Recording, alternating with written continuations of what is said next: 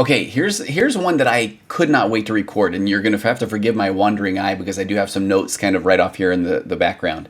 So this is based off of one of my favorite acceptance and commitment therapy, which we'll refer to as ACT from this moment forward in the video. ACT practitioners, authors, Dr. Russ Harris. And this is from his book ACT Made Simple, and you can find this on his website, psychwire.com/Harris. So I love the concept that ACT proposes that we have to start from the context of you're not broken. You're just you. You're human. You're the only person on the face of the earth that has been through the experiences that you've been through, from your nature, your nurture, your birth order, your DNA, your abandonment, your rejection, your hopes, dreams, failures, lost loves, moves, everything. So if you didn't feel and hope and think the things that you did, that would be odd because you're you. So that's all kind of my take on that. But let me get to the point that I wanted to. Today's topic in the world of ACT is functional contextualism. So I'm going to refer to that as FC moving forward, okay? Functional contextualism.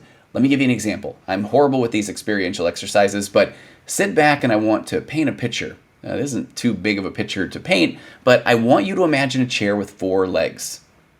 That's all. It's not too bad, right? So imagine that something's happened to this chair so that the moment anybody sits on it, one of the legs falls off.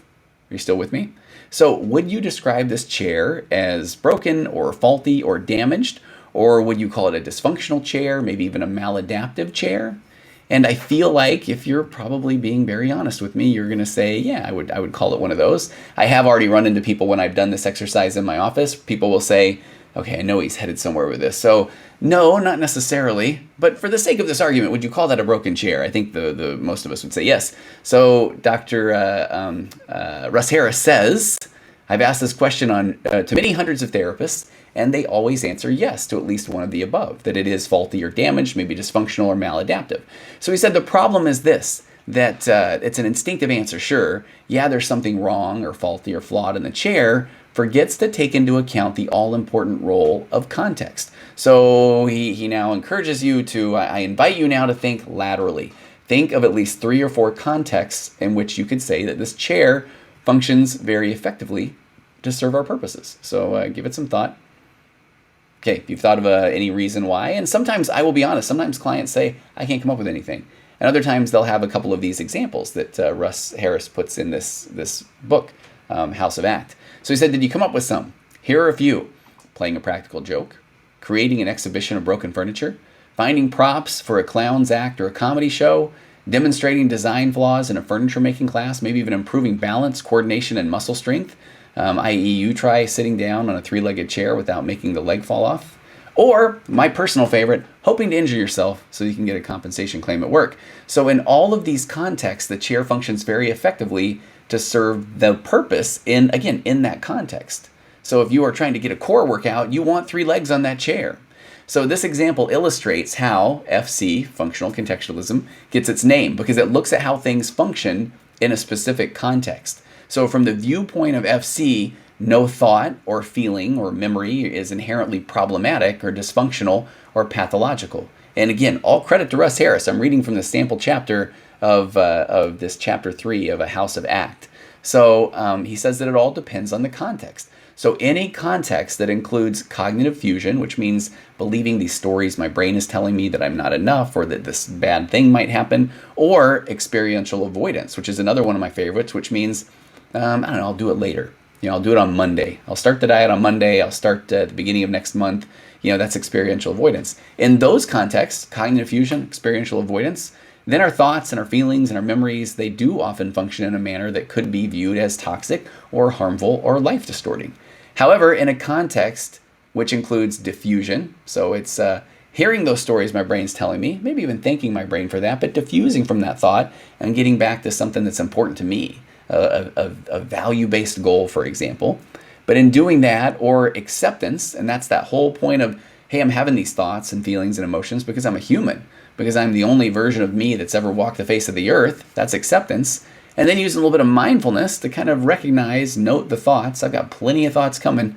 Why do I attach why do I hitch my wagon to those particular thoughts? Maybe those ones that aren't as productive, or maybe those ones that don't really line up with my own value.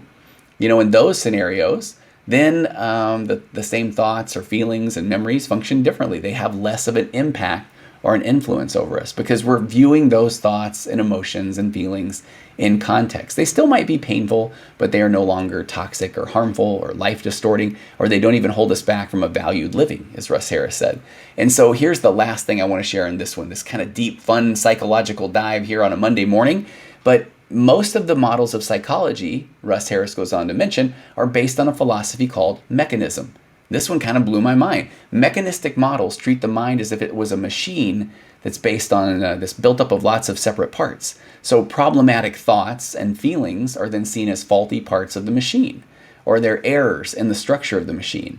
And so when you think of maybe some of the more traditional models of therapy, and I've talked about this on one of my podcast episodes, Things I Know, is that when you look at acceptance and commitment therapy, ACT, which is this goes into this, you're the only version of you that's ever walked the face of the earth. So if you didn't have the thoughts or feelings and emotions you had, that would be odd. I always say that then you're maybe either a robot or a psychopath. And I'm guessing that you're probably neither if you're listening to this video or watching this video. But when you look at the brain as more of a mechanistic view, then those are problematic thoughts. And the theory is we just replace one. We just swap it out for another thought, and then everything functions as normal. But the only problem is you can tell yourself all day long, oh, I could just think of something different. But most of the time your brain's saying, but that's what I was thinking though. I was thinking this other thing because of all of the things that we've been through together. And so that kind of takes into account this mechanistic view of that, we have to kind of look at this as maybe it's not faulty parts of the machine or errors in the structure of the machine. So the aim of a mechanistic model of psychology is to repair or replace or remove those faulty parts, and so that then the machine can function normally.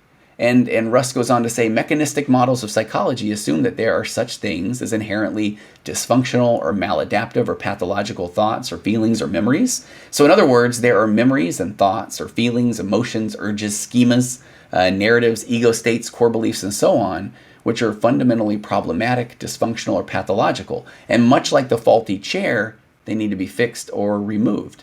And I love how he explains that mechanism has been the most successful philosophy of science in most scientific fields. So it's not surprising that most models of psychology are based on some sort of mechanistic philosophy. And there is nothing wrong or bad or inferior or basic about mechanism.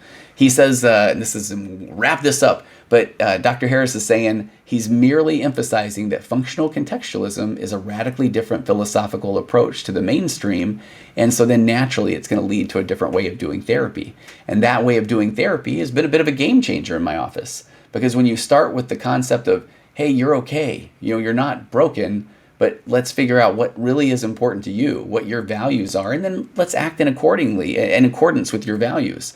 Because if you are doing something because you think that you're supposed to, or if you don't do it, you're going to let somebody down, in ACT we call that a socially compliant goal.